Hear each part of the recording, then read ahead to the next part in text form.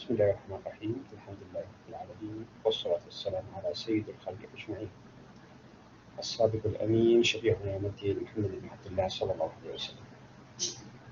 بعد حمد الله حمدا كثيرا مباركا طيبا فيه ملء السماوات وملء الأرض وملء ما شاء من شيء بعد. Today we meet again to deal with another topic, a new topic and subject concerning appreciating drama. After, as you remember, after we covered elements, especially in the last session. We had elements about Oedipus the king by Sophocles. Someone can Sophocles in Arabic as Arabic pronunciation, but the English pronunciation or articulation is Sophocles. As you remember with me, we had something we call literary work, the play as a literary piece, okay, or piece of literature.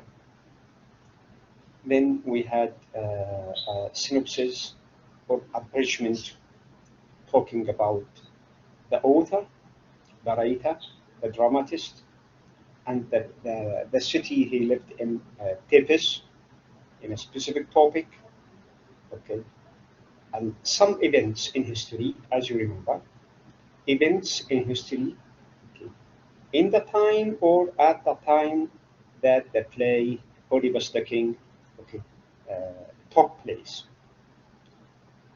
Again, we shed light on the ancient city of Oedipus. What kind of city? In that time, it is a country like an empire. And also, we had the main point, the main topic. Last session, it is like the plot which we are going to repeat it in a way or another. What is it? Summary of the play Oedipus the King. Okay, this is what we had last time, and comparing the characters, especially the most important characters. We have many characters. They are all important, but not all very important. So today, in today's session, inshallah, I think we are going to deal with 3 points.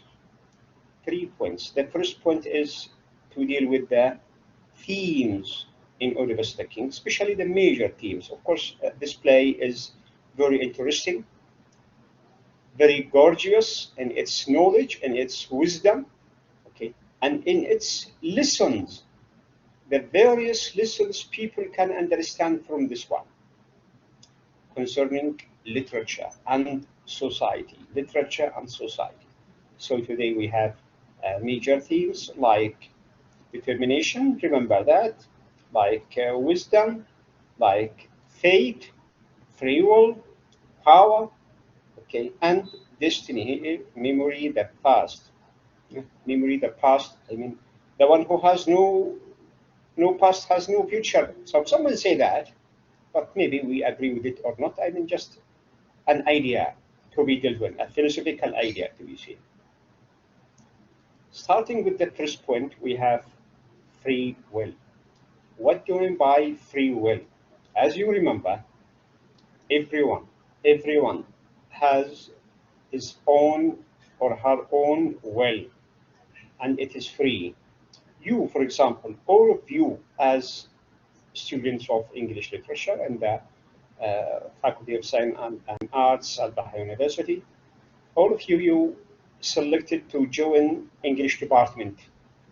Anyone compels you to do that? No, it is your will freely to join the department.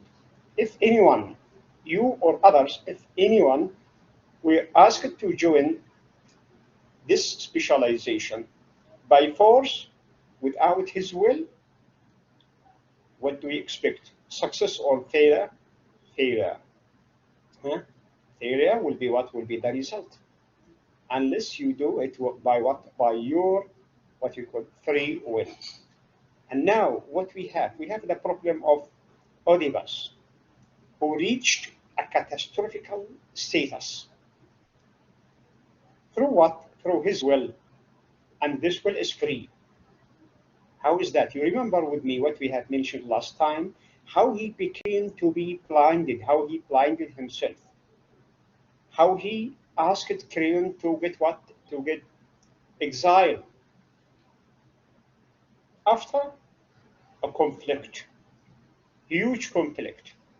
And this huge conflict started from his vow to fulfill justice. He was asked, he was requested, not asked, he was requested, okay, not to search after the reasons, the hidden reasons deeply. Leave the matters for what? For themselves, and try to solve the problem as you can. But he refused, and he insisted that he has to search for the reason, the cause of the plague, and to do justice.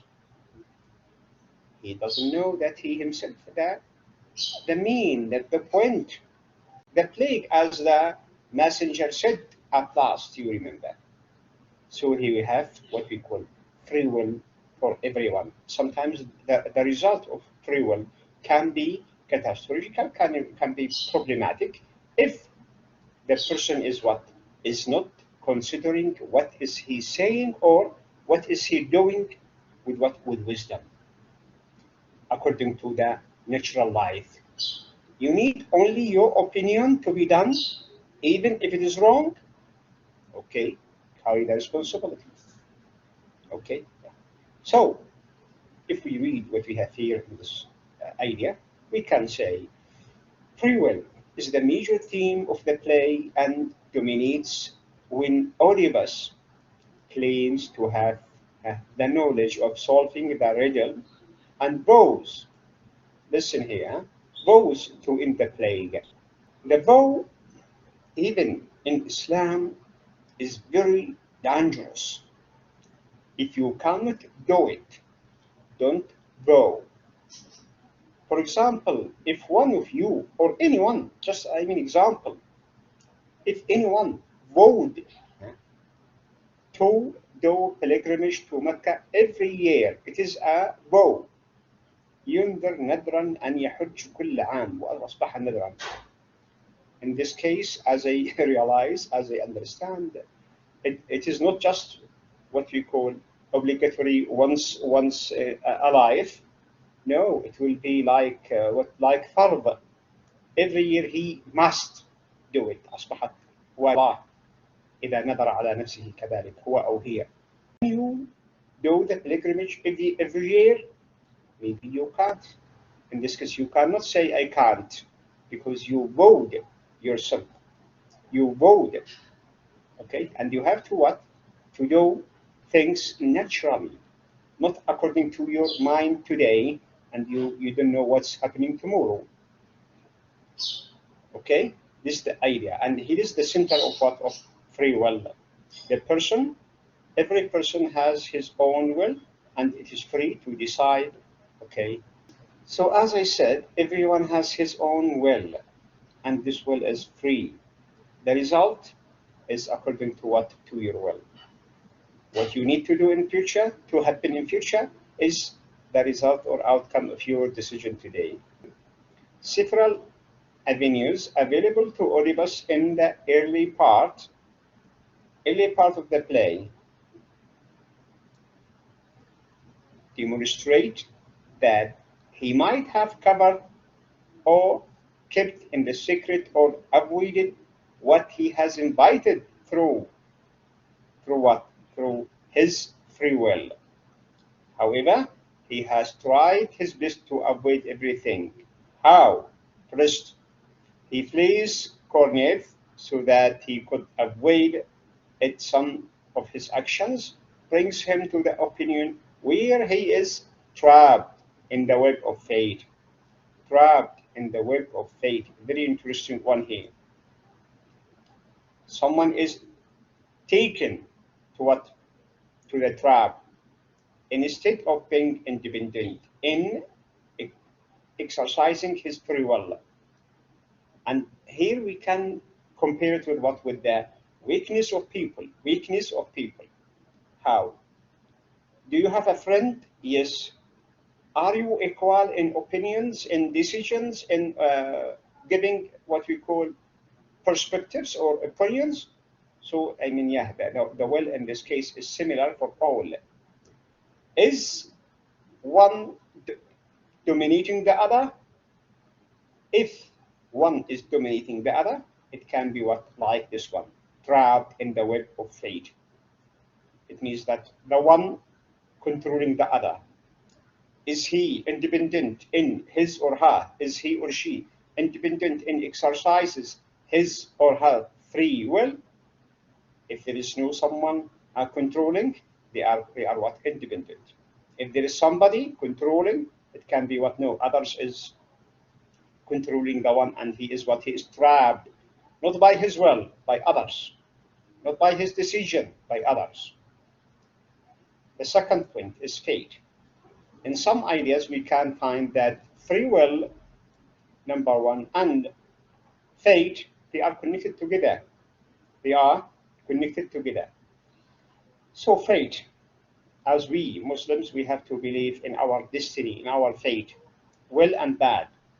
Well by doing, and bad after happening. After it has happened, so it is our fate, it is our destiny. We have to believe in that. Okay, and these are the qualities or characteristics of what? Of Muslims. That iman or believing in Allah subhanahu wa ta'ala cannot be completed unless, okay, we are sincerely feel that. So fate is the second significant theme of the play. It appears in the course of the play as if Oedipus is fated to do so. It appears that it is his fate. But again, the most important thing concerning fate, who compelled him to do so? His free will. His free will. His will. And this will is free. And he himself, in this case, he controlled his fate. Right? However, in certain respects, it seems that Oedipus has excessive pride of his knowledge, like Dr. Faustus, if you remember. I don't know, you didn't study Dr. Faustus by Christopher Marlowe?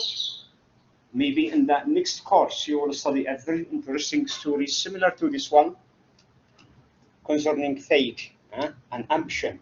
If the person has unnatural ambition, then his fate will be what? Will be hell. So, for example, the pride displays his rashness, which invites his fate. Yeah, inviting by what? By his rashness to deal a heavy blow to him. He is what? He is the reason. He is the one to do that. He could have avoided it, and naturally everyone can do that. But then he recalls and says that Apollo, and these are what we call excuses. Apollo has told him once that it is his fate and is preordained. No, preordained is after the thing is done that he would commit these acts. Here, let's say they are what people are mistakenly understood the meaning of fate. Fate, to believe in it after happening, but before, it is you to decide. It is you to tell. It is you to act. The third point, the third theme is self-discovery. So what is it? Learning about ourselves in another major theme of the play, self-discovery. Your role in life, your role in life. Every one of you have a role in life. You are acting in this big play of life on the big stage, as we mentioned in dramaturgy and drama. Life is a big stage, a big theater, and all of we are what? We are actors. Everyone has his own role, his own action to be done. or responsibility, let's say, in a good way. Oedipus takes up this path to know himself better, but is caught in the web of fate. Again, when we say caught in, he is caught in, it means somebody taken him, not by his power, not by his what, by his complete, what we call, will. And here a mistake. Even when you believe in something and you say, okay, to return the excuse to someone else or someone saying, he posed that only he has solved the riddle of the Sphinx at the beginning, and creating a sort of what, a sort of pride, the negative pride, غرور بدلا من ما يسمى الفخر. And he has responded to its question. However, when he comes to know his real self later on, he feels cursed. He is not a hero and let down by the gods. Here we speak about myth, myth and literature. When we say about gods, how can people believe in that? Strange, right? Yeah. Number 4, pride. Pride has two segments, right and left, like the hands. Which is good, accepted, and تكبر غرور عجرفة, which is negative, like the left. اللهم اجعلنا من أصحاب اليمين ولا تجعلنا من أصحاب اليسار أو الشمال. Despite demonstrating humility before the Thebans, the people of Thebes, Oedipus becomes boastful, thus showing excessive pride. Yeah, excessive. And excessive is very important. Exactly, I encourage you, my students, to read about Dr. Faustus. Read it from now and compare Dr. Faustus with Oedipus the king. You will enjoy it. After enjoying, you will notice what the similarity of beauty in the two plays. Oedipus the king and Dr. Faustus the Elizabethan by Christopher Marlowe. When he comes across the Sphinx, he proclaims that nobody was able to resolve the riddle except him. And he says, except me, it is me to do that. Nobody else can do except me. So in this case, pride will be changed into something negative instead of what was positive. Something not accepted instead of something praised. He, on the source of his past, he posed that he would again rise up to the expectations of the people, but falls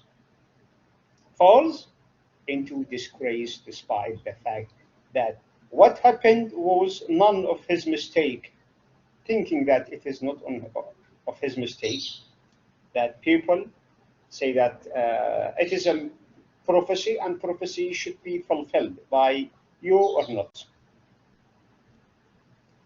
Here we come to the end of the point, the end of the topic called themes, with the 4 important themes.